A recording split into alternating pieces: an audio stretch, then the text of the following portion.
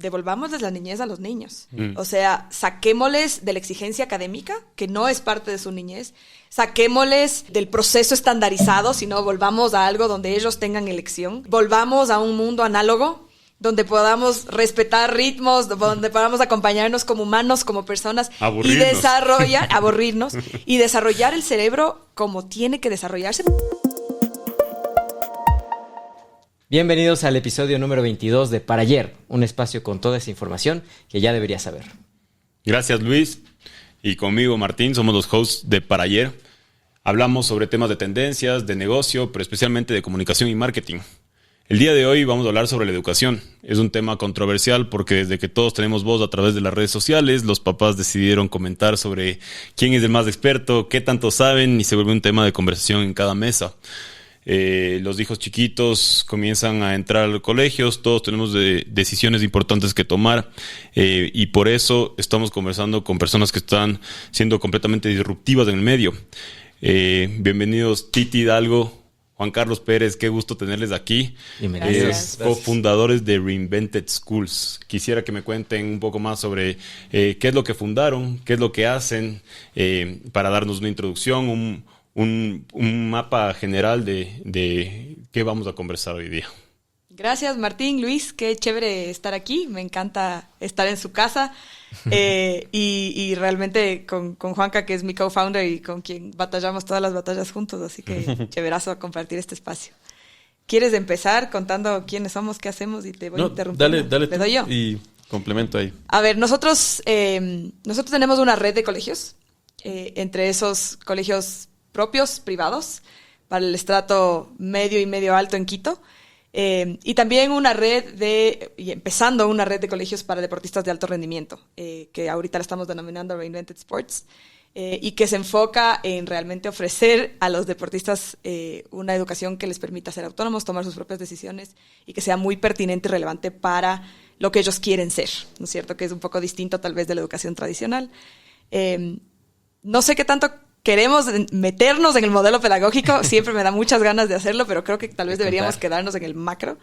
Yo quisiera saber qué es lo que les hace diferente, solo para entender, porque decimos que es un tipo de educación diferente. ¿Qué es esa diferencia? Porque creo que ahí hay un área media gris que quisiera aclarar. Ajá. Hay algunos diferenciadores, pero yo te diría que el más importante es el protagonismo sobre el estudiante, sobre el niño. Yeah. Hay muchos colegios que te van a decir en su letrero, o en su promesa, o en su misión, que el niño toma decisiones, que estamos preparando líderes, ¿no es cierto? Pero la experiencia escolar en el día a día no les permite tomar decisiones. Ellos no escogen cómo aprenden, con qué profesor, en qué espacio, en qué horario. No escogen nada de su experiencia escolar. Y esperamos que a los 18 años salgan a escoger cosas en el mundo. Uh-huh. Nosotros, desde que son muy chiquititos, desde los 3 años, desde Nest, que le llamamos, les permitimos tomar decisiones sobre la experiencia escolar. Y creo que ahí es donde cambia totalmente lo que puede ser un colegio, lo que puede ser la experiencia para un niño. Pueden escoger desde que son más chiquitos a qué invitaciones, con qué invitaciones jugar, con qué tipo de contenido involucrarse. Obviamente, cerciorándonos de que completen con unos skills, y ya podemos hablar de eso más adelante. Uh-huh. Hasta que son más grandes, y ni siquiera tan grandes, pero a los 12, 13 ya están escogiendo y armando su horario, y están personalizando sus planes a los temas que a ellos les interesa, y están respondiendo preguntas de investigación que son preguntas que les sirven y que les interesan a ellos. Ya están escogiendo cómo sustentar, cómo presentar lo que han aprendido, cuándo llamar a sus papás a la reunión, cuándo hacerlo solo con los educadores. Entonces, realmente es devolverle el tiempo a los estudiantes, pensando que el tiempo, desde que son chiquititos, es tuyo, es tu vida. Y tu vida es manejar tu tiempo. Qué bien. Gran intro. Yo capaz puedo complementar una cosita, porque ya veo la Titi se mete de una hacia cómo operamos. Sí. Y creo que para responder sobre la historia de Reinvented Schools, tienes que entender los conceptos macro que nos están guiando desde hace mucho tiempo. La Titi y yo venimos en el mundo de educación ya más de 12 años, no siendo, al menos yo, educador de formación ni nada. Yo soy economista. La Titi tal vez por ahí tuvo experiencia más cercana en el mundo de educación, pero... Yo soy antropóloga. También antropóloga, sí, la maestría en educación. Y lo que vamos a hablar mucho no son ciencia de cohetes. Los conceptos de los que nos agarramos nosotros son bien básicos, pero que sí revolucionan cómo educación debería hacerse a mi manera de ver. Y dos cosas bien fundamentales como principios grandes. Primero, el aceptar. Estamos en el año 2024, creo que ya es momento de aceptar así con mayor exigencia que cada niño es diferente. Si no sabemos eso hoy, estamos mal. Y solo con ese simple statement puedes empezar a hablar de cómo fue el proceso educativo desde hace muchísimo tiempo hasta hoy, que ciertos colegios lo siguen haciendo, de que el proceso es estandarizado para todos. Entonces, si partimos del principio de que cada niño es diferente, el proceso por el que debería pasar para aprender, para disfrutar, debería haberse hecho tomando en cuenta quién es ese niño. No cómo eso es compatible con 25 niños haciendo lo mismo al mismo tiempo, bajo el mismo ritmo. Es difícil. Hay diferentes gustos, diferentes intereses. Entonces, el entender que cada niño es diferente y que tenemos que pensarnos en colegios que asuman eso de verdad es gigante. Ya a nivel operativo hacemos muchas cosas para tratar de responder. Y la segunda cosa grande es, ¿para qué sirve el colegio hoy? Entonces el colegio viene en un proceso de evolución desde hace cientos de años, ¿no es cierto? Que eran lugares donde ibas a adquirir conocimiento porque no había. Había pocas personas que sabían sumar. Entonces había que ir a escucharle a ese gurú griego que aprendió a resolver estos temas. Hoy toda la información del mundo está disponible. Hoy si quieres aprender, si quieres desarrollar habilidades, no necesariamente tienes que ir a un colegio. Y es un desafío grande que tenemos porque nosotros somos colegios. Entonces sí nos hemos cuestionado a partir de toda esta experiencia en el mundo y en el medio, ¿para qué sirve el cole? Yeah. Y no necesariamente estamos ahora casados con el desarrollo académico. No nos cuestionamos de fondo y creemos que el colegio es un lugar que te debe preparar para el mundo de hoy y el mundo de futuro. Y cada vez son menos habilidades académicas, cada vez son más habilidades de relacionamiento, de liderazgo, de manejo de tiempo, de autonomía, de poder tomar decisiones. Y eso en el currículo, ¿dónde está? Entonces, a nosotros nos exigen a ratos que nos apeguemos, ¿no es cierto?, al Ministerio de Educación, porque ahí está clarito muchas de las destrezas que se tienen que desarrollar.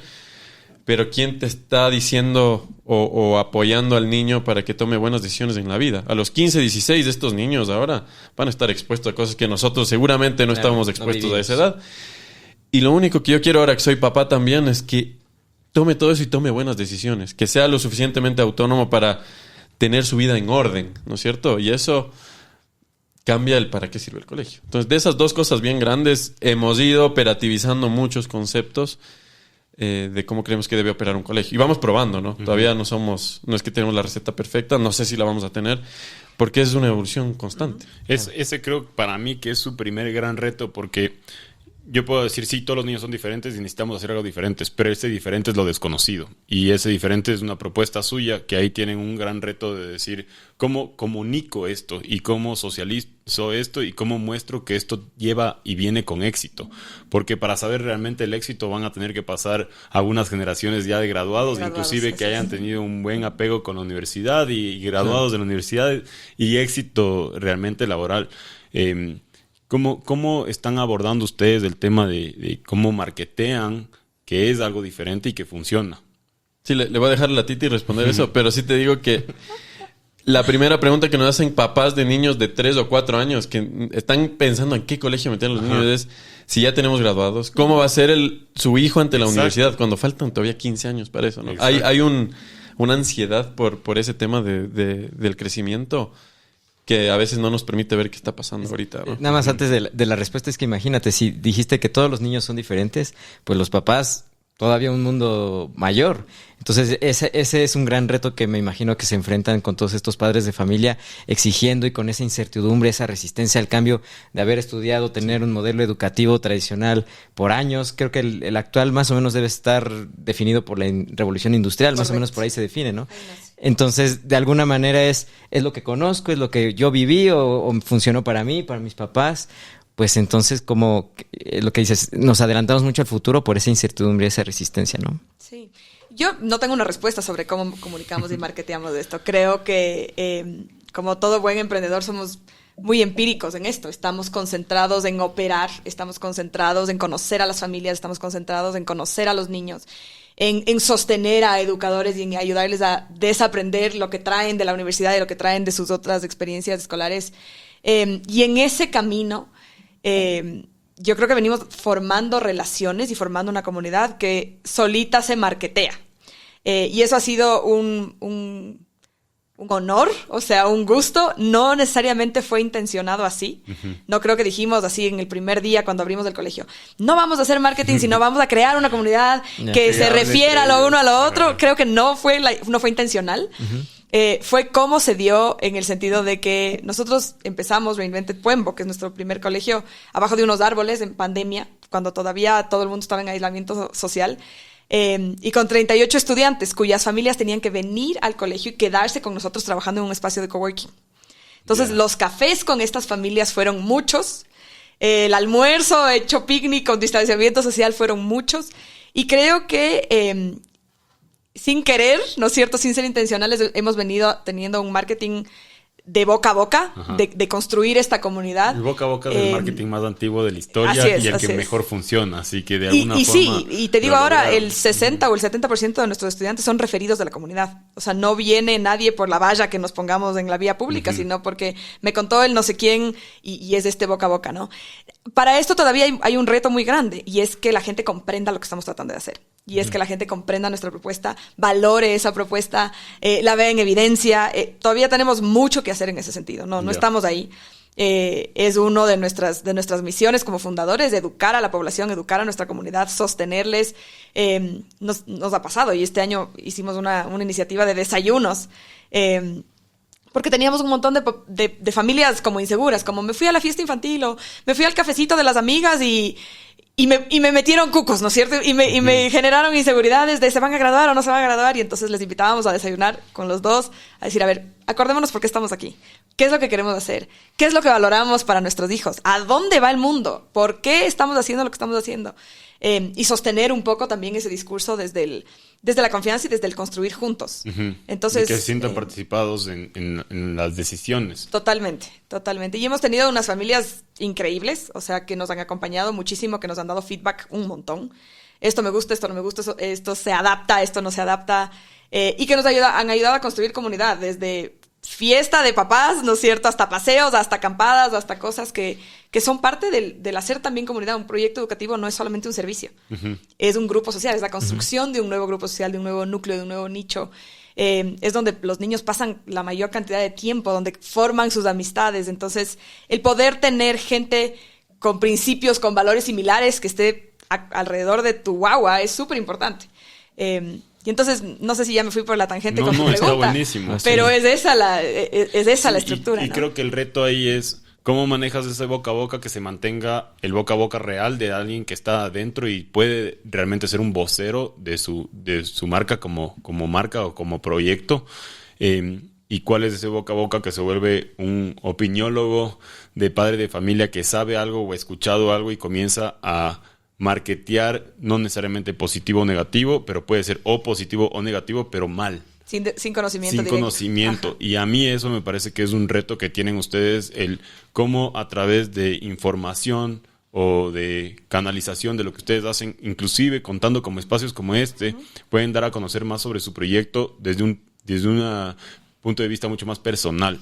Es el reto de las marcas, como que tener una comunicación oficial, digamos, del mensaje que queremos dar, transmitir, para que no solo las opiniones, o sea, lo que tú decías, las opiniones son importantes, el boca a boca es clave, es históricamente muy funcional, pero si no está guiado hasta cierto punto, puede volverse el peor enemigo, distorsionado y el peor enemigo. Entonces, que haya una línea de comunicación definida con claridad de parte de la marca, en este caso, ustedes como colegio, que ayude a guiar esas opiniones y ese boca a boca, ¿no? Es súper importante. Es un reto gigante. Yo creo que cada vez nos damos cuenta de la importancia de espacios como este, de la importancia de estar activos en la conversación, de convocarles, de tomémonos un café, y conforme crecemos también te vas alejando un poco de esa posibilidad. Claro. Entonces, tenemos nosotros un departamento, una gente que tiene funciones de family engagement. O sea, su trabajo es engage a las familias, realmente involucrarles en el proceso. Y ahora creo que los papás son lo más metido del mundo igual, así que eso le hace complicado. O sea, le hace complicado, pero ¿cómo lo usamos a nuestro favor? Exacto. O sea, si quieres estar aquí, si quieres estar metido, nuestra propuesta es una propuesta de familias aliadas. ¿Cómo te convierto en una familia aliada? Y utilizo tu feedback, y utilizo tu know-how, y utilizo tus contactos, y utilizo todo lo que tú me traes a la comunidad a favor de construir, ¿no? Lo cual es un reto, pero esa es nuestra intención. Yo solo quería decir, ustedes hablaban de mercadeo y entender al cliente, y claramente estamos en una curva de aprendizaje rapidísimo eso.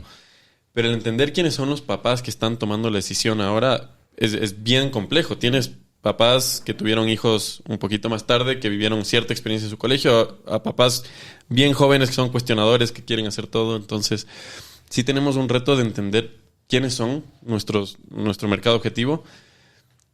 Y de lo poco que sabemos, hay que también saber que es un mercado que no sabe mucho de educación. Sí. Nuestros papás y antes pagaban pensiones de colegios felices de la vida, confiaban el hijo al colegio, con que llegue en el bus a las 3 de la tarde estaban contentos, pero no cuestionaban ni preguntaban mucho. Había como un respeto a la autoridad, claro, y a la institución. Confiabas que el servicio... y no se preguntaba mucho. Hoy los papás es bien interesante porque primero quieren estar más involucrados en la vida de los hijos, pero al momento de hablar de educación no es que saben mucho. Nosotros con la Titi tuvimos algunas conversaciones al momento de empezar a diseñar nuestros colegios, de qué es lo que esperan los papás. Sí. O sea, sentémonos en cafés con familias de cómo toman la decisión de a qué colegio meter a su hijo para entender cómo posicionarnos o qué vender. Y te encontraste con una comunidad que toma decisiones del colegio de sus hijos por el estrato social, por ejemplo. Razón número 1. ¿A qué colegio va mi hijo? ¿A dónde le están poniendo mis amigos? Exacto. A sus hijos? Independiente si ese colegio sea bueno o no vamos a entrar en la carne, ¿no es cierto? Infraestructura, ¿cómo se ve? Entonces tienes ahora unos monstruos establecidos de infraestructura en el medio. Dificilísimo competir siendo nuevo contra alguien que ya se estableció, claro, por ese ámbito. Inversiones millonarias que no hacen sentido. Claro, colegios que tienen 30, 40 años que ya solo pueden seguir metiéndole juguetes y nosotros tratando de nacer. Entonces, guiar la conversación de que eso no es verdaderamente la carne del proceso educativo de un niño. Pues, he visto colegios en Nepal donde el proceso de aprendizaje abajo de un árbol, fuera de una clase, es más eficiente que en el colegio montado con la super mega biblioteca, ¿no es cierto? Pero dile eso a un papá de Quito, tradicional. De Matos. Que nunca pensó así y claro, que ya... Es más, desde los 16 años sabe a qué colegio le iba a meter a sus hijos, porque ni se cuestionó. Es bien interesante. Entonces, conceptos nuevos, un mercado bien tradicional. El tema de mercadeo sí está en nuestra conversación todo el tiempo. Y agrégale un factor ahí, porque lo que dices, conocimiento de mi mercado, ¿no? Mi audiencia, ¿a quién me estoy dirigiendo? Mis clientes potenciales. Y justo ustedes están metiendo en dos líneas fuertes, que es la parte deportiva y esta parte de la educación. Hay un factor en que hay como una pasión o un sesgo de la audiencia porque parte del producto le genera un amor adicional, ¿no? En el caso del deporte es la pasión deportiva, no me toques a mi equipo, es mi equipo de toda la vida, son mis colores, mi uniforme. Si hay allí una ligera sospecha de que me cambian mi escudo, lo que sea, es un problema. Y en la parte educativa son mis hijos. Entonces, a mis hijos hay un factor ahí de que cualquier cosita que ponga en riesgo a mi interpretación de la educación de mis hijos, su seguridad o lo que sea, ya no es un cliente normal, sino es un cliente muy pasional. Total. Que entonces incluso se puede volver hasta agresivo y entonces viene esa dinámica de que decimos ya no hay ese respeto a la autoridad. Entonces un reto adicional que tienen para enfrentarse ante esa situación, ¿no? Completamente. Y como van evolucionando y las generaciones, y antes de entrar digamos en el lobby veníamos hablando de eso, las generaciones son cada vez más emocionales.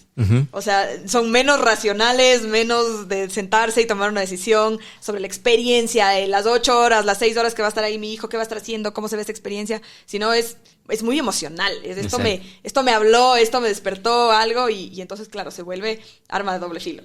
Finalmente, cómo lo comunicas, porque no quieres quedarte con las personas que... O sea, quieres engancharles con lo emocional, pero quieres que hagan el doble clic, claro, y que lean y que comprendan la propuesta, porque si no, con lo emocional no te quedas, no salimos. Y entonces, ante ese reto del mercado y de cambiar la educación, el modelo educativo, ¿es posible en estas sociedades como aquí en Quito, el ejemplo que tenemos, tan tradicional? O sea, ¿realmente se está notando un cambio en el tiempo que llevan, que sí se puede dar ese cambio de educación? ¿Los colegios de la competencia se están sumando a esa ola? ¿O hay una barrera, así, una resistencia muy marcada? ¿Cómo ven esa situación? Es conversación del día a día. Creo que la pandemia y en general los últimos años aceleraron la conversación a nivel educativo en Latinoamérica de manera gigante. Si éramos un mercado y una sociedad que venía evolucionando más lento, si tú vas a Europa o a Estados Unidos en ciertas zonas, los colegios ya evolucionaron hace rato, ya se reinventaron hace rato.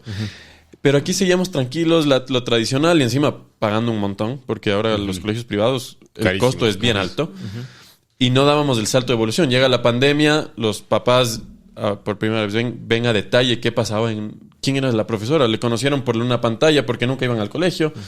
Empezaron a ver cosas emocionales de los niños, como ahora veo que mi hijo no estaba tan feliz en el colegio, ¿no? Primera vez que me doy cuenta porque no sabía. Entonces, los últimos 5 años, o desde la pandemia, como te digo, sí creo que evolucionó la conversión muy rápido, aceleró. Nacimos nosotros y al mismo tiempo nacieron otras iniciativas disruptivas. Entonces, hay colegios, debe haber sido de los 5 años donde más colegios se fundaron en Quito en los últimos 50, seguro. El ratio debe ser bien alto ahorita, porque se abrió la conversación a esta disrupción.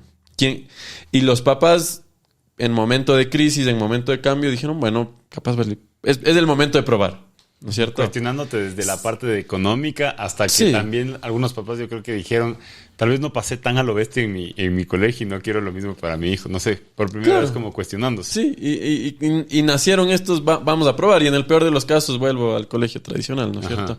Entonces la conversación evolucionó, el riesgo de los papás creo que subió un poquito de probar nuevas cosas.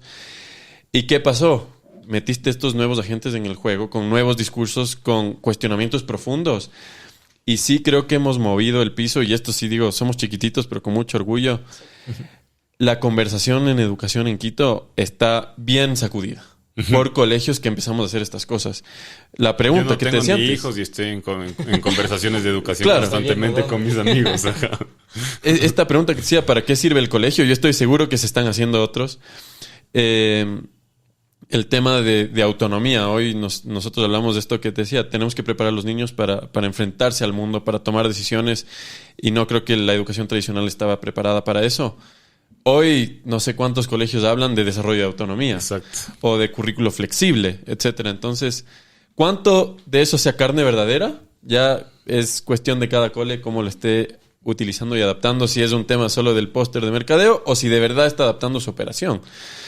Pero se nota, se siente que está eso. Y ahí es cuando dices, estoy súper agradecido porque está pasando todo esto, como que se activó un cambio, pero también ahí yo creo que ustedes tienen que tener cuidado de no caerse en decir tradicional, no tradicional, y estamos en la bolsa de los no tradicionales. O sea, manejar la conversación de cómo me identifican a mí como nombre, como colegio, no tradicional, sí, pero... No tradicional ahora hay muchos y yo no quiero caer en la misma bolsa que todos los no tradicionales. Es un retazo. O sea, por ser diferente, ya caes en un nicho que eres raro, que no eres hippie, no necesariamente efectivo. Cuando la tendencia mundial, y esto es lo difícil de instalar, es que lo diferente está siendo más efectivo. Entonces... Y aquí solamente un asterisco. Y no es solo lo diferente por ser diferente. Es lo diferente estudiado y probado por la evidencia, ¿no es cierto? O sea, es lo diferente estudiado por la neurociencia. Es lo diferente que viene estudiando qué pasa en el día del niño cuando no tiene oportunidades de juego libre. Y entonces, ¿qué tipo de adolescente y qué tipo de adulto se convierte? Entonces, no es solamente ser diferentes por ser diferentes. Es porque creemos conceptualmente y de verdad...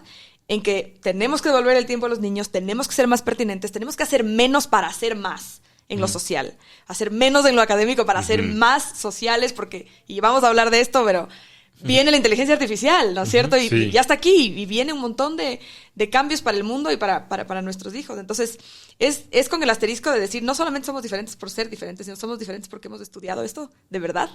Y la evidencia nos dice que para acá nos tenemos que ir. Y sabes qué, ahorita que dices eso, yo siempre he dicho como que qué reto de los colegios en la adaptación digital, ¿no es cierto? Porque dices, ¿hasta cuándo aflojo? ¿Cuándo comienzo a educar? ¿Qué tanto tengo que educar? ¿Qué tan técnico tengo que hacer? Y hay un millón de cuestionamientos alrededor de la digitalización, pero la digitalización está aquí desde hace 15 años, o sea, no sé, 20.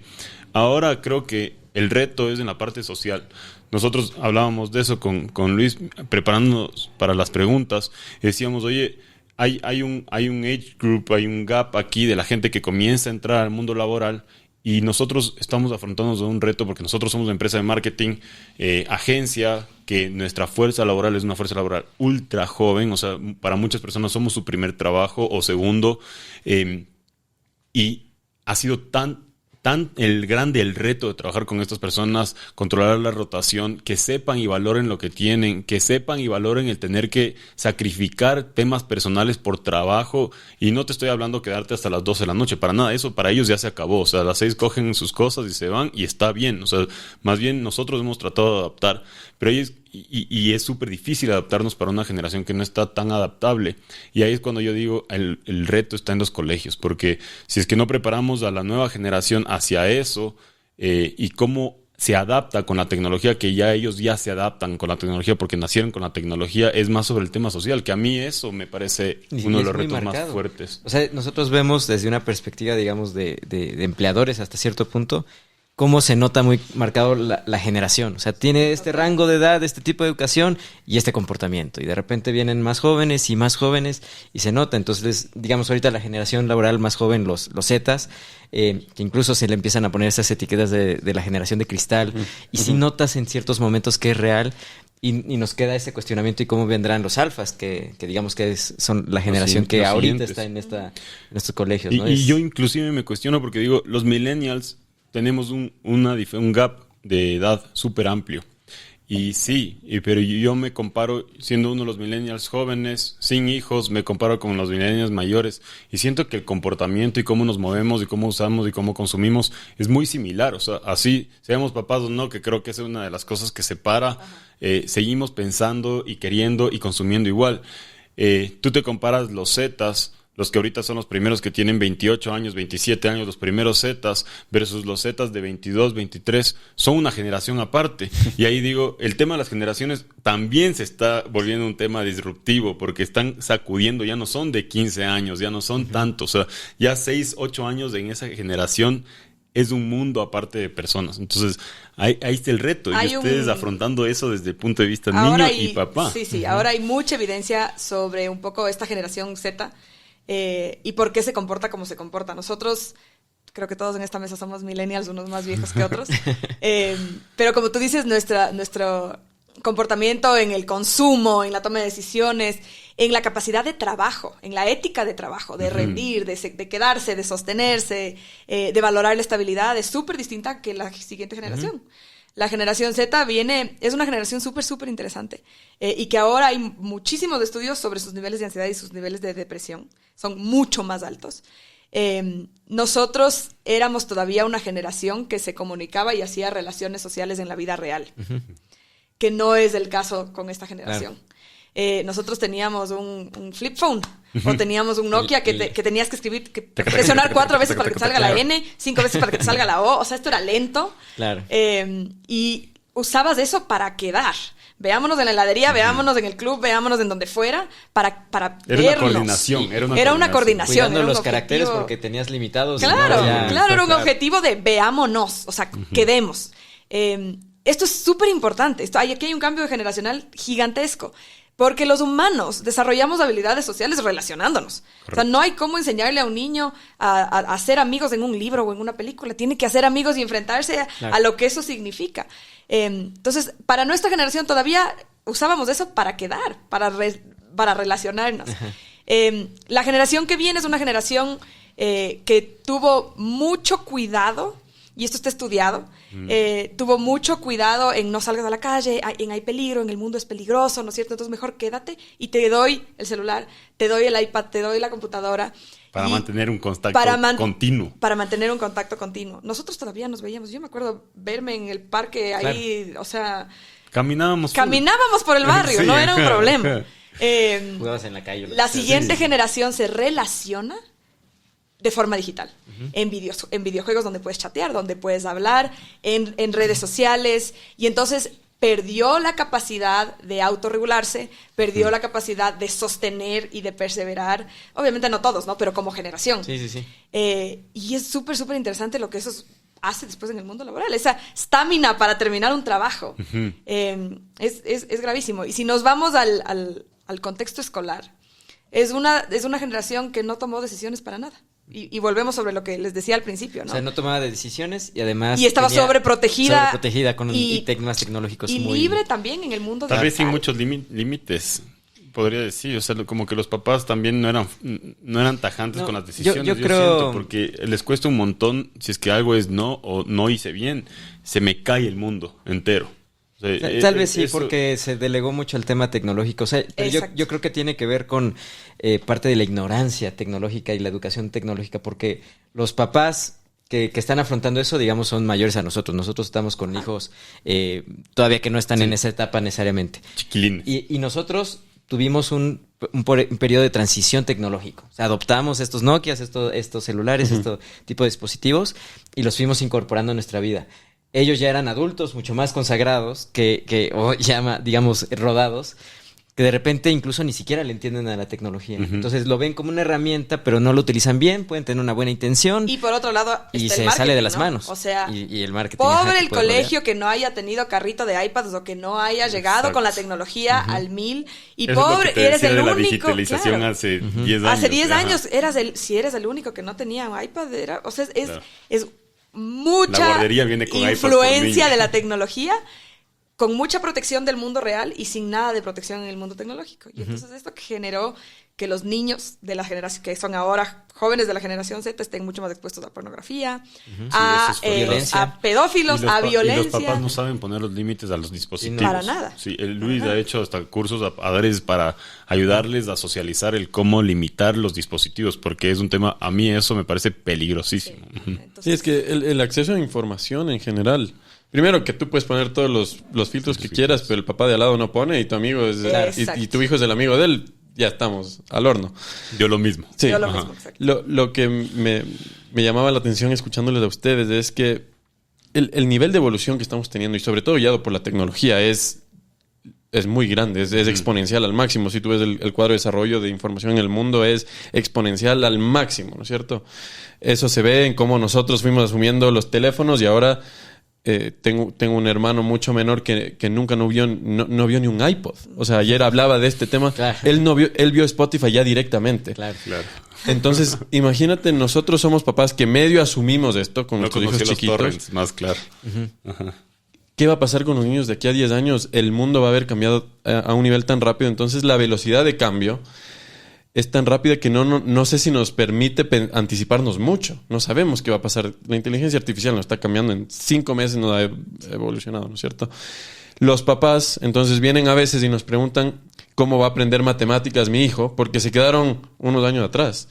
Cuando el hijo está en comunidades online, interactuando, construyendo, ya sabe matemáticas porque aprendió por otra cosa. Entonces, la conciliación entre padres e hijos de la experiencia educativa está siendo bien compleja de manejar. Porque el papá espera una cosa, el niño está viviendo otra. El niño ya tiene acceso, te están pidiendo que controles YouTube. El niño ya tuvo acceso a YouTube y TikTok y 18 cosas más. Claro. O sea, entonces, nosotros como colegios sí creo que tenemos que tratar de anticiparnos lo más posible a esto. Porque el acceso a información y las herramientas está demasiado rápido. Y entonces... Y tal vez complementando eso, y esto es súper interesante, la tecnología evoluciona rapidísimo, mucho más rápido de lo que evolucionamos los humanos. Correcto. Nuestro cerebro tomó 500 años en formarse como somos. O sea, del Homo sapiens a nosotros no hay cambios radicales en nuestra forma de aprender. Y entonces, meter un instrumento como es el mundo digital prematuramente a los niños tiene un impacto que todavía no medimos. O sea, medimos ahorita el impacto en la generación Z, ¿no es cierto? Pero todavía los niños que ya son nativos de verdad, digitales, no hemos medido el impacto que tiene en su aprendizaje, en sus periodos atencionales, en su regulación emocional, en su capacidad de resolver problemas en el mundo real, no en el mundo online. Y ahí es donde entra también la propuesta que está muy estudiada de devolvámosles la niñez a los niños. O sea, saquémosles de la exigencia académica, que no es parte de su niñez, saquémosles del proceso estandarizado, sino volvamos a algo donde ellos tengan elección, volvamos a un mundo análogo, donde podamos respetar ritmos, donde podamos acompañarnos como humanos, como personas, y desarrollar el cerebro como tiene que desarrollarse para poder integrar el mundo digital. Y eso es parte súper integral de nuestra propuesta. Nosotros somos arduos defensores del juego libre en la infancia, porque es un espacio de desarrollo cerebral real. ¿Y la interacción con la digitalización, cómo la maneja? Somos muy naturales y muy cuidadosos al mismo tiempo. Nosotros no creemos que puedes tener un colegio 100% análogo hasta los 15 años porque los niños quieren presentar sus trabajos en Canva y porque quieren hacer una presentación y porque quieren armar una animación y presentarte su campaña de derechos de las mujeres animado, no quieren presentarte un póster, ¿no es cierto? Claro. Entonces tampoco puedes ir, son herramientas, exacto, tampoco te puedes ir en contra y decir negado. Lo que sí, negado celulares y redes sociales, o sea, eso sí está prohibido, las computadoras bienvenidas, obviamente con todos los filtros de seguridad. Pero recién recibimos las computadoras en 5º grado, a los 11, 12 años. Yeah. Antes de eso es una experiencia basada en O sea, la niñez es análoga. La niñez es análoga. Pero eso es lo que podemos controlar en el colegio. En el colegio. Claro. O sea, tú puedes decir no celular y no redes en el colegio y nos ponemos de acuerdo con padres de familia, pero... Lo que pasa en la casa es otra cosa. En la casa y sabemos... Pero eso nunca van a poder controlar al 100%, por más de que manejen la comunidad y la comunicación. Lo que se puede hacer es levantar conciencia y esperar que la comunidad se alinee un poquito a eso. Exacto. El aporte. Sí. ¿Y cuánto los niños están siendo expuestos a temas muy grandes en el mundo hoy a ciertas edades que nosotros, como te decía antes, no teníamos acceso? Ellos saben temas de sexualidad con muchísima anticipación a lo que nosotros... Cuando yo jugaba fútbol... no sabía de estas cosas a los 12 años, ¿no es cierto? Porque no tenía acceso. En carta era lo máximo de acceso, ¿no es cierto? Sí. Ahora saben todo estos niños. Violencia en el mundo. O sea, como ven TikTok y ven sicariatos, ven todo. Entonces ya empiezan a hablar de eso a los 12, 13 años. Y nos pasa, los papás nos preguntan, ¿y por qué mi hijo estaba hablando con sus amigos de estos temas? Del juego del calamar. Claro, y llegó a Halloween disfrazado del hijo de calamar encima porque el papá le compró eso, ¿no? Es tremendo. ¿Cómo vamos a manejar lo que estos niños están sabiendo a tan corta edad, ¿no es cierto? Y lo heavy de esto es que nada es tan grave hoy por hoy. O sea, pasa, por ejemplo, un atentado de asesinato a un presidente de los Estados Unidos que antes se hubiera conmocionado el mundo entero por semanas. A las 24 horas tienes otra noticia que ya te pasó. Y eso nos pasa a nosotros como adultos. Imagínate los niños que consumen ese nivel. Ya es como que las cosas comienzan a volverse muy superficiales. Y eso es algo que se normaliza. Y el cambio también tan fuerte se normaliza. Pero ese cambio tan fuerte genera inestabilidad. Y eso lo vemos o en universidad o en mundo laboral. Y esa era mi pregunta. O sea, ¿cómo su educación creen que va a llegar? O sea, ¿qué herramientas creen que ustedes están dando? Porque al final todavía no lo podemos probar. Pero hablaste de los estudios y de lo que ya está probado. ¿Cuáles ustedes ven que son esas herramientas claves que tienen que socializar a los padres para que sepan que los niños tienen que desarrollar para que no tengan choques muy fuertes cuando ingresen a la universidad o cuando ingresen al mundo laboral? Hay un montón de cosas que podríamos hablar aquí, pero yo creo que sobre todo el perfil, o sea, volviendo a la pregunta que nos hacemos constantemente de ¿para qué sirve el colegio? ¿Para qué sirve el colegio en un mundo donde tengo el celular y por lo tanto todo el conocimiento del mundo en mi mano? ¿Para qué sirve el colegio cuando ya no es acceso a la información? Y realmente nosotros creemos que el colegio sirve para practicar la vida real. Y es así. Entonces sirve para establecer relaciones, sirve para regularme, sirve para construir salud mental y salud emocional. Sirve para desarrollar como yo les decía, esta estamina de trabajo, esta exigencia de tienes que acabar el trabajo. O sea, este es tu responsabilidad. Esto te está desarrollando el cerebro más allá de que desarrolles o no desarrolles el tema. Claro. No me importa si aprendiste de los incas. Esa es la excusa, ¿no es cierto? Claro. Esa es la excusa para que tú termines el trabajo, presentes el trabajo, lo hagas con excelencia, manejes tu tiempo, te plantees unas metas. Y ahí es donde realmente todavía somos súper disruptivos con lo que sucede en otros colegios en nuestro entorno contra la competencia, donde están todavía enfocados en los estándares académicos. Tiene que llegar a ver, no sé, ecuaciones o las presidentes o las ollas del Ecuador, que siempre yo me burlo de ese ejemplo. ¿Para qué nos ha servido sabernos las ollas del Ecuador? Porque ese es el estándar que tienen que cumplir y porque eso es excelencia académica. Cuando realmente yo te digo excelencia académica es que el niño pueda hacerse cargo de lo que está aprendiendo y pueda decir, yo quiero investigar esta pregunta y desarrollar esta habilidad y yo lo voy a hacer en 4 semanas. Eso es excelencia académica. Y cumplirlo y llevarlo a cabo y presentarlo y estar orgulloso no es cumplir con un estándar que es el mínimo para todos, sino es lo que yo puedo hacer, el máximo para mí. Y a mí me parece alucinante eso, porque también al mismo tiempo digo, ¿y eso cómo se mezcla con el tema de, por ejemplo, el respeto a la autoridad? Porque estamos diciendo, voy a ser un tomador de decisiones, voy a estar seguro de mis decisiones y así falle, va a haber sido mi decisión y tengo que aprender a manejar mis emociones alrededor de ese fallo o de ese éxito. Correcto. Pero también me asusta un poco el que hablábamos, no necesariamente de los suyos, que son más chiquitos, sino también de los zetas, que es como el tema del manejo de la autoridad. El mundo está estructurado y hay jerarquías. Hay jerarquías que de repente lo están desvaneciendo y yo no creo que podemos desvanecer. O sea, para mí, justo ayer escuchaba un podcast de la importancia de lo que nosotros ganamos de nuestros antepasados históricamente, y nuestros abuelos y nuestros papás, y de esa educación familiar y genética que viene a nosotros. Y ahora siento que eso es como que se está ablandando, desvaneciendo, cuando esa parte es una parte fundamental de quiénes somos como personas. ¿Cómo manejan eso? Porque a mí ahí me parece que hay un reto enorme. Creo que hay una mala percepción de que lo alternativo o el devolverle el tiempo y el poder de decisiones a los niños quiere decir que no hay límites, que no hay reglas, que no hay autoridad. Lo uno no puede convivir con lo otro. El entregarle el tiempo a los niños, el entregarle la responsabilidad a los niños quiere decir que tienen que cumplir con unas estructuras. Quiere decir que tienen que ser, eso es más exigente con ellos. Hay un framework, hay un alcance en todo lo que se le presenta. Totalmente. Que ese alcance es democrático y es cuestionable, 100%. Porque eso es lo que estamos tratando de lograr en los niños. Que tengan voz, que se lancen. Que tengan voz. Entonces tenemos, por ejemplo, círculos de diálogo y mesas de gobierno, donde tomamos las decisiones del taller, del grupo. ¿Cuáles son las reglas que nos vamos a establecer? Y si alguien incumple la regla, ¿cuál es la consecuencia que va a tener? Y entonces todos se vuelven cuidadores de esas reglas, de esos acuerdos esenciales. No son las reglas del colegio, ¿no es cierto? No es que yo digo que tienes que venir uniformado. Es que tú te pusiste de acuerdo y todos decidieron venir uniformados. Y si tú rompes la regla, estás incumpliendo con un acuerdo de la comunidad. Y eso también comunidad, porque siento que ahora, hoy por hoy, o sea, desde ejemplos de la agresividad de la gente manejando hasta la separación de la gente de falta de sentido de pertenencia, de dónde vivo, con quién vivo y alrededor de quién vivo.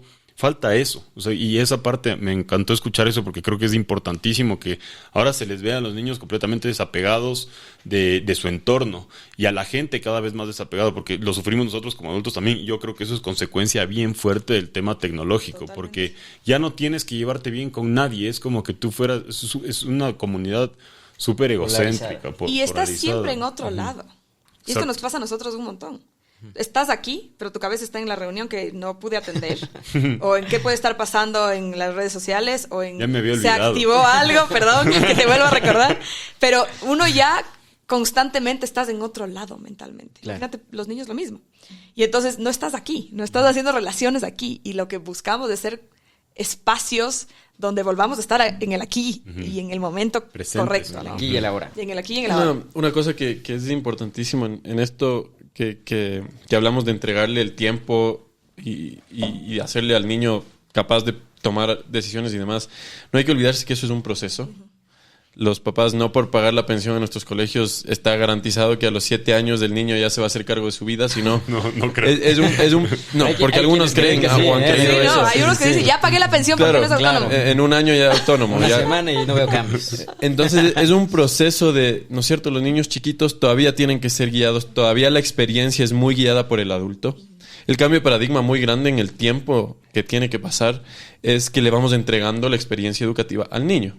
Pero le vamos entregando, y entregar significa que entendemos quién es. Un niño de 4 años todavía no hace su horario escolar, por ejemplo, pero sí a los 15 lo va a poder hacer. Yeah. Hay que ir llegando, porque tengo que asegurarme que cuando haga ese horario escolar pueda tomar haga un horario correcta. Inteligente, haga un horario que le permita decir, para graduarme tengo que tomar estos créditos, por ende este es mi horario, no un horario como el que es. ¿Qué pasa cuando no les entregamos esta capacidad a los niños? ¿Qué es lo que nos pasó a muchos en el sistema, donde el adulto era el que guiaba? ¿Cuándo nosotros elegimos el horario? Nunca. ¿Cuándo elegimos las materias? Nunca. Me dijeron que la materia 1 a tal hora, la materia 2. Éramos así, encaminados. Llegaban los 18 años y te decían, ¿y ahora sí qué quieres estudiar? ¿Y por qué ahora yo tomo la decisión? O sea, ¿de cuándo acá? Entonces tus papás, ¿qué te gusta? Y no sé, porque siempre el sistema te fue diciendo qué hacer. Y hubo los afortunados que tomaron buenas decisiones y hubo los desafortunados que tomaron malas decisiones y les marcó la vida. Yo te digo, yo soy a mí el deporte, y por eso ahora me encanta que estamos haciendo esto con deporte. Yo creo que tomé decisiones de vida de por ejemplo, tomarme el inglés más en serio, porque a través del deporte entendí que una oportunidad de beca en Estados Unidos era hacia donde quería ir. El deporte me permitió planificar mejor mi vida. No era que alguien me estaba cuestionando estas cosas. Entonces, esas herramientas que son de la vida práctica. Y ahora que hablábamos, toda esta información que está en el mundo Nuestros hijos la van a absorber. Solo espero que la puedan procesar bien y que armen bien su vida. Que estructuren sus metas de manera... Eso es lo que tenemos que lograr que suceda en el colegio. Pero es un proceso y parte de un principio fundamental. Hay que creer que es posible. Claro, ¿No es cierto? Sí. El rato... Los papás en confiar que los hijos están preparados para tomar sus propias decisiones. Y no te digo solo los papás, los educadores. Venimos de un sistema donde el mismo sistema entrenó gente para dar clase. Entrenó gente para armar una planificación en la que los niños te siguen. Para marcar las horas con una sirena. Claro. Entonces dile... O sea, ¿en qué momento? Ni timbre. siquiera puedes tomar decisiones de voy a tomarme un minuto más para terminar lo que estoy escribiendo. Y no, ¡wiu! Guarda las cosas. Chao. A lo que voy es que todo el Claro, sistema está hecho para no darle decisiones, no darle al niño el poder de pensar qué hacer. Porque el mismo educador ya le pones en zona de disconfort y dice, no, voy a dar clase. Estos niños no están entendiendo bien y saca el pizarrón y empieza a enseñarles a sumar y dices, no, te estás desviando de que debería, así te tome más tiempo, pero que el niño desarrolle la habilidad de aprender a sumar. Es totalmente otra cosa. Pero el sistema no fue hecho para eso. Qué loco, es impresionante hablar de esto porque también te cuestionas un montón de cómo viviste tú Claro. y comienzas a maquinar así, hijo de madre, si no me hubieran hecho esto y tal vez me hubiera pensado diferente o los límites y qué suerte tuve yo porque tomé una decisión clara en dónde quería estudiar y qué quería hacer y qué quería estudiar. Y te pongo Es solo increíble. el ejemplo de esto. Nos chocamos operativamente ya con estos conceptos. Porque lo fácil es poner a 25 en el mismo horario, operativamente. Entonces vamos donde nuestros coordinadores, directores, y le decimos, dejemos que los niños escojan el horario. Porque... Y que cada niño vaya a su ritmo. Y van al Excel, Claro. y sale horario No les escolar entra. en el título. No hay cómo. Entonces tenemos que poner horarios, y operativamente es complejo. Entonces sí sabemos, y no tenemos todavía resuelto, pero estamos caminando y experimentando, que la estructura escolar está en contra de muchos de estos principios. Si los niños grandes, a los 16 o 17, pueden decidir cómo es su experiencia escolar, tenemos que realmente nosotros tener una estructura que responda a eso. No, si el niño quiere tener matemáticas en la segunda mitad de la mañana porque se dio cuenta que matemáticas no le entra a las 7 cuando recién desayunó, el colegio le tiene que permitir. Si eres un deportista que quiere entrenar de 7 de la mañana a 10 de la mañana porque es el mejor horario para entrenar y el colegio te dice no. Tienes que estar aquí a las 7. Claro, ya nos vamos en contra de las decisiones que está tomando el niño con total responsabilidad. Entonces, sí nos está cuestionando y es muy complejo de resolver. No, todavía no tenemos la parte operativa, la parte de los educadores. Dile a un educador, estamos yéndonos más hacia un esquema como las universidades que tienen, ¿no es cierto? Les dices, tú vas a dar 6 horas de servicio a los niños. O sea, tienes que estar ahí listo para que si vienen 20 en un horario, les puedas aceptar, porque esa es la hora que se anotaron 20 niños, como yo me anoté a los créditos en la universidad, y si se llenó el Luis de ese momento, te toca buscar el otro horario con el Luis que está disponible más tarde. Pero operativamente es un reto. Ahí tienen un reto y yo estoy pensando, porque estábamos hablando de cuál es el futuro de Reinvented Schools y sería bueno conversar ahorita de eso, pero mientras más personalizado sea, es más difícil de escalar. Entonces, ahí se enfrentan ustedes con un reto de decir hacia dónde vamos como futuro y si es que esa escalabilidad o ese crecimiento les permite mantener la esencia o les va a tocar meter un framework o una estructura que sea más funcional entre lo nuevo, pero también en el crecimiento. No sé, es un reto. Creo que hemos fuerte. ido encontrando algunas soluciones a esto. Hay como mucha mala concepción de lo que significa la personalización. Nosotros no definimos personalización con estar uno a uno, con tener un tutor uno a uno con un niño, que mucha gente concibe la personalización así. Es como que el ratio de estudiantes tiene que ser, tiene que ser mi asistente personal. 5-1. Exacto, versus que, y no te digo que nuestros ratios son inmensos, nuestros ratios son mucho menores que el resto del mercado, pero nosotros concebimos la personalización como de verdad darle al niño un proceso de aprendizaje personalizado, que quiera decir que está en los niveles en donde tiene que estar. El desarrollo del aprendizaje y el desarrollo humano no es lineal. No es que tú aprendes a sumar y esto, por ejemplo, es nivel 3, y entonces también en lectura estás en nivel 3 y también en inglés estás en nivel 3, que es lo que te dice la estandarización. Puedes estar por adelante y por atrás en diferentes materias o en diferentes habilidades porque así funciona el cerebro y porque así funciona el aprendizaje. O porque me interesó más o porque me interesó menos. Soy más avanzado en uno que en otro, correcto. Entonces, la personalización está en darte. Si tú eres más avanzado en ingeniería, permitirte tomar más créditos en ingeniería sin que te quedes atrás en inglés, por ejemplo, ¿no es cierto? Entonces, personalizar ese camino, ese itinerario que le llamamos, personalizar tiempos. Si tengo un deportista de alto rendimiento que pueda venir a las 10 y que pueda salir a las 4, eso genera un choque con las estructuras actuales. Por ¿no eso es funciona la parte de sports también. Por eso funciona la parte de sports, que nos obliga y nos exige a ser súper pertinentes con los deportistas. Y también personalizar en gustos e intereses. Entonces, deja de ser el 1-a-1 del profesor, y que creo que ese es un cambio súper grande de paradigmas en la educación, porque cuando hablan de personalización, digamos, en otros colegios es el ratio. Atención es atención personalizada. Pero más profes versus por niño. Camino personalizado. Que creo que es totalmente distinto el proceso. Y que ahora la inteligencia artificial te permite hacer eso con mucho éxito. Sí. O sea, ¿cómo personalizo para un niño que es deportista, que le interesa esto? Ármame una actividad de aprendizaje de curvas, de triángulos para un deportista, o sea, realmente puedes personalizar mucho. Y el potencial es enorme. Vamos a entrar en tema de inteligencia artificial, ¿ya? Solo te puedo decir una cosita de con qué nos estamos enfrentando en términos de paradigma con esto del ratio de estudiantes por profesor. Y que es bien loco si nos lo tomamos en serio. Mientras los niños desarrollen más autonomía y más capacidad de aprender por su cuenta, menos profesores vas a necesitar. Entonces, respondiendo al tema de escala, siempre nos dicen, como son tan personalizados, no pueden crecer y van a necesitar demasiada gente, etcétera. Ya estamos viendo que niños de 13 años que son más autónomos necesitan menos tiempo profesor, porque están entrenados para tomar decisiones de su vida, para poder hacer su horario, para poder aprender.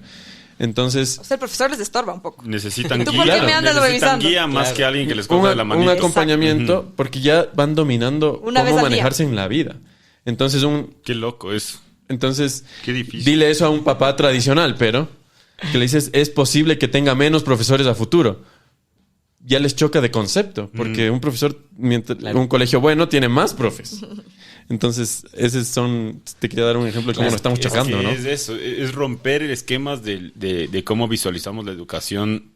O sea, ahí tienen un reto de comunicación muy fuerte. Es pasar de la enseñanza, que es lo que hacen los colegios históricamente. ¿Qué hacen los colegios? Enseñan. Al aprendizaje. Este es un sitio donde los niños aprenden. No donde los profes enseñan, ¿no es cierto? Y ahí es donde está todo el parece cambio. Tan sencillo, pero claro, es un cambio enorme. El sujeto activo en el proceso. Es como, ¿quién es mi cliente? ¿No? Claro. O sea, en ese caso lo veríamos como antes, como que el cliente fuera el profesor que está educando, y en este caso es el niño que está aprendiendo. Claro, es un enfoque distinto. Y te encuentras con ejemplos que el sistema tradicional y esto pasa mucho, eras el niño disruptivo en el sistema tradicional, el que se quedaba de año, cero motivación, viene acá, se hace cargo de su proceso y está adelantado, se adelanta en el año escolar, porque lo hizo a su ritmo, escogió matemáticas en otro horario, resulta que inglés era su materia favorita y acabó eso más rápido en el tiempo. Entonces, era que el sistema estaba fallándole al niño, no que el niño le estaba fallando al colegio. Eso desde la perspectiva del niño es bien complejo. Pero mira los papás que hoy también te dicen, y nos ha pasado, yo no creo que mi hijo se pueda hacer cargo de su vida. Entonces, ahí sí es mejor que vaya a un colegio donde le van a decir cuál es su horario, donde le van a hacer seguir instrucciones. Yo creo que eso no les va a preparar mucho a la vida, porque ustedes que decían somos empleadores, ¿qué tipo de gente queremos a futuro? Es la gente que va a venir, va a ver el problema y nos va a presentar una solución. Si viene gente que va a esperar a que le digas del horario de trabajo y qué hacer, estamos fregados. Entonces, pero los papás hay que entender qué quieren, ¿no? Es que es súper complejo. Para mí, yo soy una persona súper hiperactiva. Y en la vida, en el colegio, para mí eso fue un problema. O sea, a mí hasta que llegaron a un punto, yo por suerte estaba en el área internacional, que había menos gente, y me daban el chance de yo poder ir a darme una vuelta. Porque frenaba las clases. Vete a airear un poquito. Sí, tenía que ir a dar una vuelta. Para ver si llueve. Pero en ese sentido, yo, por ejemplo, en mi vida adulta, me he dado cuenta que si yo no hago una actividad física antes de venir a trabajar, tengo un mal día de trabajo. Cuando me agoto antes de venir a trabajar, tengo un excelente día de trabajo.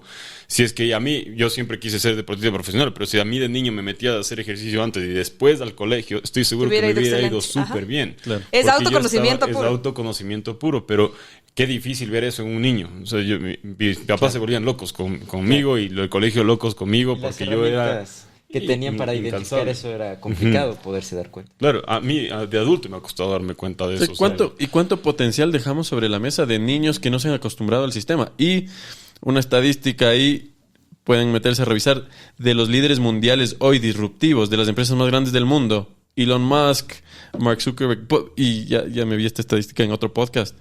¿Cuántos terminaron su experiencia escolar o universitaria? Ninguno. Son la gente que el sistema le estaba fallando o cuestionadores. Entonces, eso dice mucho. Claro. Bueno, a ver. Tema inteligencia artificial. Vamos. Ustedes dijeron una pregunta que me gustó mucho y que creo que puede ser el camino para entrar a esto. Dijeron, ¿para qué está la educación? Para prepararnos para el futuro, para el mundo. ¿Cuál es el futuro con una inteligencia artificial? Porque ahorita la información lo que nos dice es que la ola se está acelerando un montón, está creciendo a pasos agigantados, puede cambiar muchos paradigmas, así como ahorita estamos hablando del tema de la educación. Nosotros estamos cuestionando cómo opera la compañía. Nos está cuestionando a las empresas. Creo que es clave que la gente, en el aspecto global, pero también a nivel de empresas y todas las instituciones, se metan de lleno a la tecnología, porque si no, estamos en una niebla que cuando se disipe y no te metiste, vas a estar atrasado mucho tiempo. Sí. Entonces aquí hay un gran reto porque cambia el futuro y el futuro ahorita incluso se vuelve un poco incierto. Totalmente. Hay quienes incluso dicen, realmente puede cambiar el esquema laboral porque realmente va a haber trabajo, va a haber muchas profesiones que a lo mejor puedan hasta desaparecer, si no es que la tendencia sea que el trabajo se elimine por completo. Entonces, ¿para qué nos está preparando la educación hoy por hoy? ¿Creen que realmente las instituciones educativas tengan eso en mente, lo estén visualizando? ¿Es muy pronto para identificarlo? ¿Cómo es el sentir en eso? Específicamente sobre inteligencia artificial, creo que nadie tiene respuestas de dónde va a estar esto en 5 años, ¿no es cierto? Creo que ni siquiera los creadores están ahí, ni siquiera quienes están manejando esto en el día a día. Duda mundial. Sí, duda mundial, incertidumbre mundial. Pero no cambia una premisa con la que nosotros arrancamos el proyecto, y es que el proceso formativo, el proceso de desarrollo de la personalidad, de la persona, tiene que ser un proceso social. Uh-huh. Y eso quiere decir que la inteligencia artificial nos tiene que empujar a hacer las cosas más fáciles y a darnos más tiempo para ser más sociales. No al revés. Claro. O sea, no quiere decir que vamos a tener... productivo en lo que yo haga. Ajá. Claro, nos tiene que liberar tiempo para poder estar en lo creativo, en la resolución de problemas, en la sociabilización, en la empatía, en el cuidado por el otro, que es, yo creo, hacia donde va el mundo y la humanidad, porque todo lo demás va a estar solucionado. O sea, ojalá esto en algún momento lave mi ropa y cuelgue la ropa, claro, y haga todo lo que yo no quiero hacer, que exacto, me quita tiempo para mis relaciones sociales, para mi capacidad de maravillarme con un libro, con un paisaje, con etcétera, etcétera. Entonces, ¿cómo volvemos de la educación un proceso muy rico socialmente? Y eso quiere decir permitir, y realmente volvemos a lo análogo, ¿no? Uh-huh. Permitir que los niños estén mezclados con niños de otras edades. ¿Por qué los dividimos por año? Nosotros creemos muchísimo en la educación multiedad, porque genera una brecha de conocimientos, genera que te expongas, que te sostengas, que si viene un niño más grande a invitarme a jugar, tengo que estar como fuerte, y yo, si soy el más grande, tengo que ser empático y tengo que cuidarle al otro. Lo que nos va a volver más humanos es socializar, y que nos va a diferenciar efectivamente de lo que pueda hacer la inteligencia artificial. Qué loco esto. Inclusive, es que a mí este tema me alucina porque yo creo, por ejemplo... Yo soy un early adopter del tema de inteligencia artificial. Ya todos mis correos, todo lo que yo hago, todo lo que yo escribo, trato de involucrarme al máximo en mi día a día con la inteligencia artificial. Y la creatividad que uno usa para encontrar una solución, inclusive aprovechando las herramientas, requiere pensar, inclusive para hacer un buen prompter, tienes que pensar de una manera creativa. Uh-huh.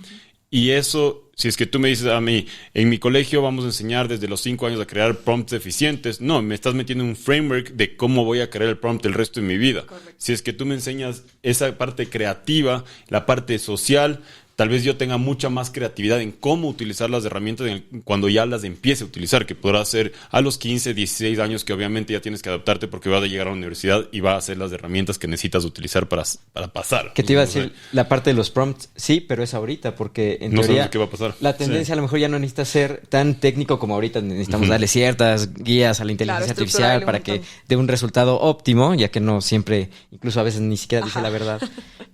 Pero ya en un momento dado, o sea, el prompt va a ser una conversación tan natural que no necesitas ese conocimiento técnico. Entonces, sí vas a necesitar una base de conocimiento importante, porque el día de mañana a lo mejor vamos a tener un dispositivo en los lentes, qué sé yo, donde sea, donde veo una estatua y me va a dar toda la información histórica y algo que ya no necesito aprender en la escuela, como decías tú, una ¿no? información súper personalizada, ¿no? Porque si sabe que a ti te gusta el arte, te va a decir quién fue el diseñador que inspiró, y al otro le puede decir con qué material está construida la estatua. O sea, va a ser muy personalizado. Pues sí necesito la base para ver, primero si es verdad, o sea, tener como una base, pero más allá es la habilidad de, con el tiempo que me ahorró aprender eso, ¿cómo lo voy a utilizar? Y ahí están las habilidades que creo que es el enfoque que hay que ¿Y cómo tener, se desarrolla la creatividad? Que tú decías, hasta para hacer un buen prompt tengo que ser creativo, tengo que saber lo que busca el cliente, tengo que conocer a mi cliente, que es una habilidad humana, social, y la creatividad se desarrolla siendo creativos, no al revés. O sea, no se desarrolla la creatividad sentándonos siguiendo instrucciones. Claro. Sino permitiéndole al niño ser creativo, jugar, experimentar, crear. Solo es lo único que se alimenta de gastarse, por decirlo así, que se ejercita, ¿no es cierto? Claro. Que no se crea, que no se aprende. Al ser estos temas tan complejos, porque obviamente nosotros nos sentamos a hablar 45, una hora y media, tenemos tiempo de discutirlos. A nivel de comunicación siento que hay un reto importante ahí.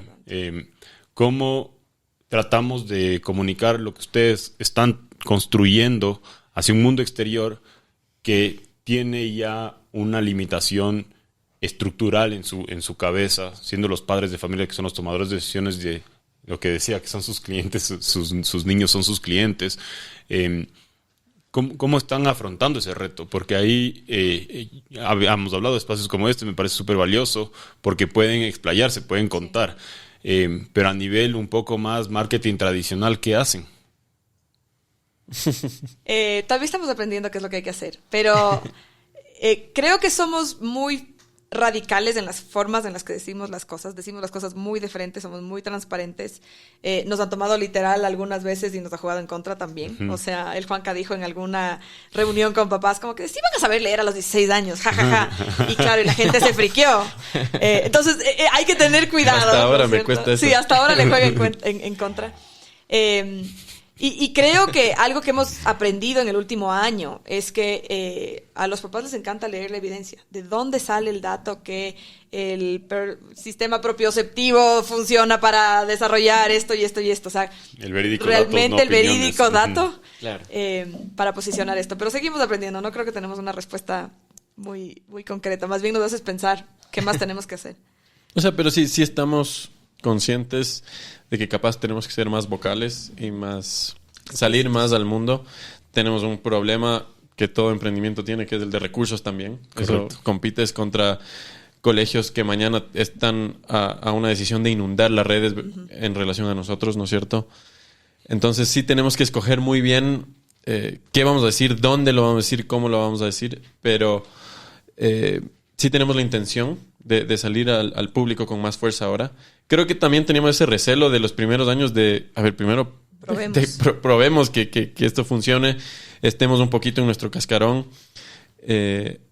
Poquitos años después vemos que sí es la dirección correcta, con muchas cosas que arreglar todavía, pero... Y ya están ahí. No creo que nadie hoy nos puede discutir que la dirección creo que sí es la correcta.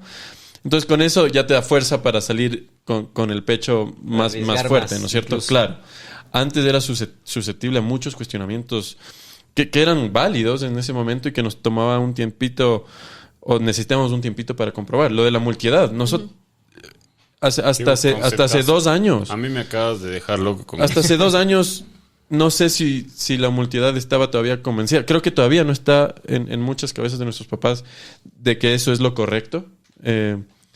Pero nosotros, al menos a la interna, viendo las interacciones de los niños que han existido, viendo la evidencia, sabemos que sí es. Entonces ahora más bien te cuento mejor eso. Personal eso. O sea, yo crecí en mi mamá no tiene hermano, es de Uruguay y es hija única, y yo crecí con los hijos de las amigas de mi mami. Somos como un grupo casi familiar y yo soy de largo el menor. No sabes lo bien que me ha hecho a mí en todos mis skills sociales, haber crecido principalmente con mujeres y principalmente mayores. Sí. A mí eso me ha dado una seguridad en cómo todo mi desarrollo, hasta profesional, hasta ahorita creo que seguramente me seguirá ayudando, pero el romper con los límites de edad la gente que se achicopala con eso es claro, fantástico. Pero mi punto era que antes de eso era una teoría, que un colegio pruebe eso. Ahora supuesto. ya tenemos la práctica. Claro. Con lo bueno y lo malo. Es súper fácil identificarme por mis vivencias. Claro. Pero si es que yo no hubiera vivido así, tal vez hubiera sido algo que me... Y eso es algo que nos caracteriza en los colegios y de las promesas que hacemos. Hay hasta el concepto de atrasarle un año. Ajá, sí, exactamente. Sí. Y la promesa de nosotros es que vamos a estar cambiando todo el tiempo. El primer año no era multiedad, luego el segundo sí, luego el tercero es multiedad X. Tenemos que ir entendiendo y cada año es un aprendizaje gigante. O sea, si la tecnología va así, los colegios también deberían aprender así. Exactamente. Eso te topas con el reto operativo. Entonces, ahora el currículum era el 1, para este año ya le estamos ajustando otra vez. Yo entonces, que el verano es intensísimo. Claro, pero eso yo creo que una de las mayores ofertas de valor que ustedes tienen. O sea, si yo digo, el mundo está cambiando a esta velocidad, las generaciones ya no son ni por generación, ya no puedo planificar a 15 años, tengo que planificar a 6, 7 años.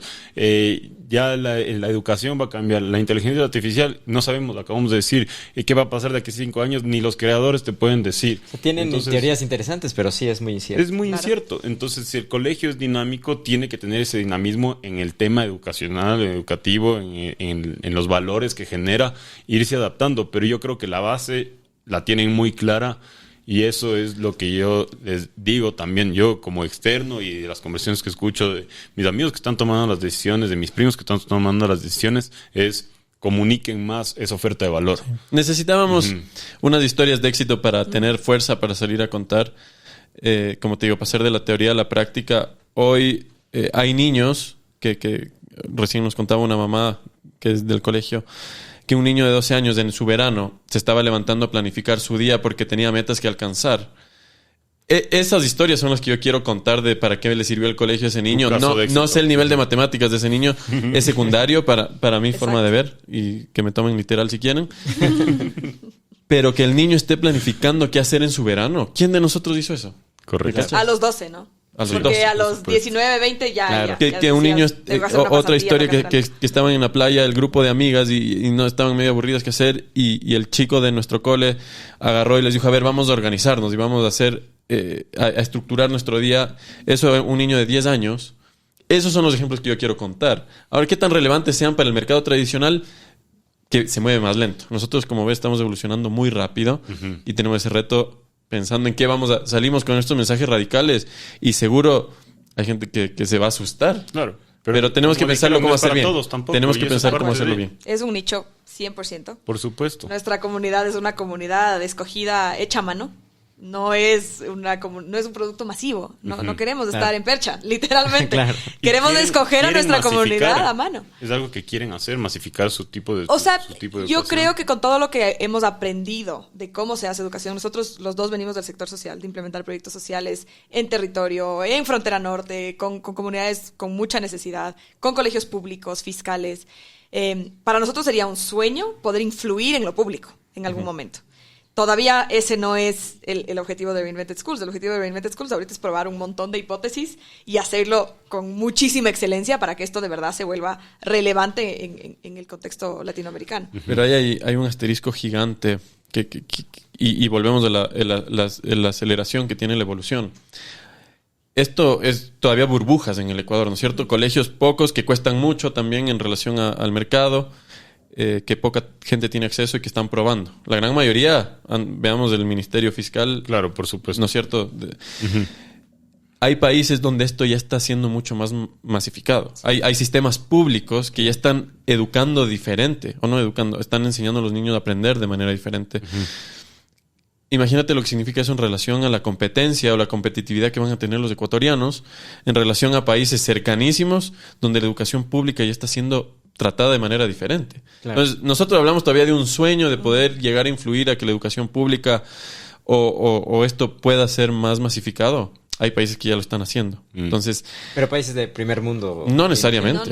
No necesariamente. Entonces, mañana vas a tener un ecuatoriano y las barreras físicas o de países cada vez son menos. Tú puedes hoy contratar a un colombiano, mañana. Tenemos. Ya.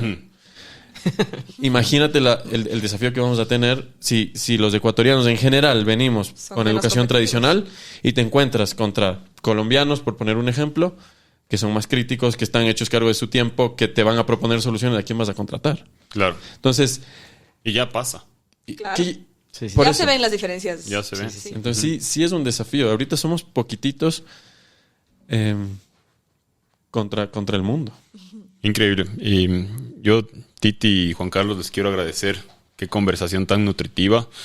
Sí creo que deberían comunicar un poco más de esto. Hicimos un research y nosotros obviamente siempre nos preparamos para las conversaciones, pero siento que hay muchísimo más que contar que lo que nosotros pudimos ver de ustedes haciendo una búsqueda básica, que creo que es la que los papás pueden llegar a hacer, la misma que nosotros hicimos. Sí. Ahí hay un reto importante. Sí. Y ya me gusta sentir también que es un tema probado, porque yo eso le cuestionaba a Luis todo el rato. O sea, yo quisiera ver cuando ya los niños entren a un tema, pero con datos, con ejemplos, creo que sirve mucho para romper. Obviamente no le vas a decir, esta persona ya está aquí, ya se graduó de esta universidad y está en este puesto laboral. Eso les tomará 10 años más para lograr.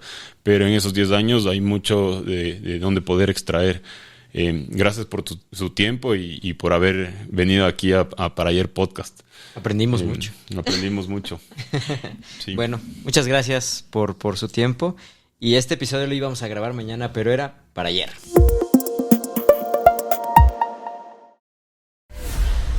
Producido por B&B Agency.